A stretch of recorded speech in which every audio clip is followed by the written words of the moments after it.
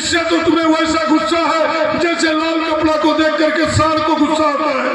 किसी गरीब घर में 15 साल में एक गिलास पानी पीता हुआ कोई फोटो दिखा दो, प्रदीप यादव आज से चुनाव लड़ना बंद कर देगा।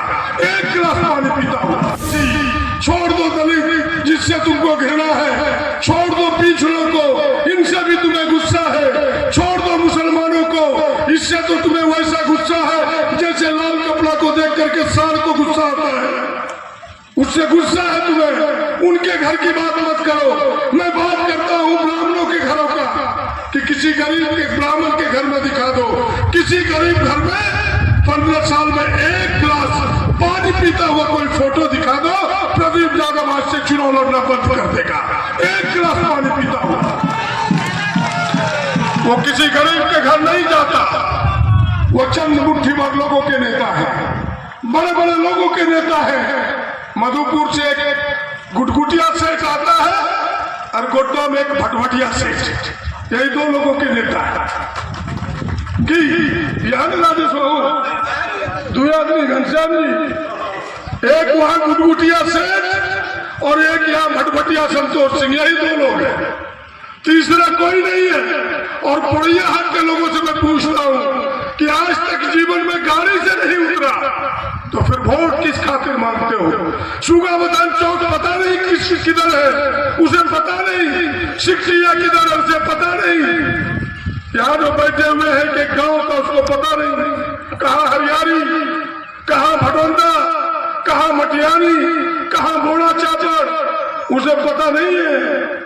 वो इन चीजों से अनभिज्ञ है क्योंकि यहाँ आदिवासी रहते हैं, यहाँ दलित रहता है, यहाँ मुसलमान रहता है, इसकी उन्हें जरूरत नहीं है। यहाँ पिछड़े रहते हैं, इसकी वहाँ जरूरत नहीं है। इसलिए आप तमाम लोगों से आग्रह करने के लिए, हाथ जोड़ करके विनती करने के लिए, निहोर करने के लिए खड़ा हूँ। इस बार आपका आशीर्वाद, जो मैं बार बार जिस मंत्र को दोहराता हूँ, जिससे मुझे शक्ति मिलती है, जिससे मुझे ऊर्जा मिलती है आपकी सेवा के लिए, कि मैं पुड़िया हाट का नेता नहीं, पुड़िया हाट का मैं बेटा हूँ, बेटा हूँ, बेटा हूँ, और बेटा बन के सब दिन आपका सेवा किया हूँ। बस इतना ही आशीर्वाद चाहिए कि 1 तारीख को एक एक वोट आप हाथ साफ पर दीजिए, और हाथ साफ पर वोट दीजिएगा। हम जीतेंगे, गोड्डा जीतेंगे, हम जीतेंगे, पुड़िया हाट जीतेगा, और हम जीतेंगे। उस हेमंत सोरेन के उस फोटो को देखिए, छोटे भाई हेमंत सोरेन, ये जो हेमंत सोरेन जी का फोटो है, छोटे भाई हेमंत सोरेन का, जो जेल में है। आज दिल्ली में कोई हमारा आवाज देने वाला नहीं, सच को सच कहने वाला कोई नहीं है कि हेमंत सोरेन को झूठे केस में उसने फंसाया है, जबरदस्ती रखा है।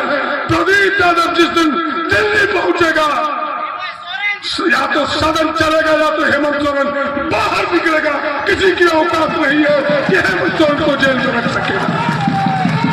इसलिए दिल्ली में जरूरत है आपके बेटे, आपके भाई की। इसीलिए मैं आपसे विनती करने खड़ा हुआ हूँ कि हेमंत सोरेन को जो जबरदस्ती, जो गरीबों का काम कर रहे थे, रंगे होड़ का, छसे होड़ का काम कर रहे थे, जबरदस्ती उन्हें जेल में रखा है।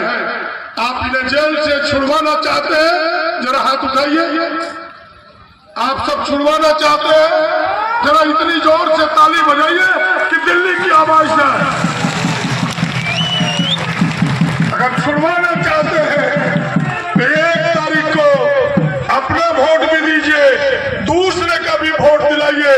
और आदिवासी गांव में एक तो आजकल पागल लोग हो गया है, जिसको घूस घास देकर के झंडा बनवा देता है वो पुपुल वाला, उसको उतरवाइए, पहले उसको उतरवाइए कि नहीं चलेगा इस क्षेत्र में। यहाँ आसर है, यहाँ 3 छापा है, दूसरा छापा चलने वाला कतई नहीं है।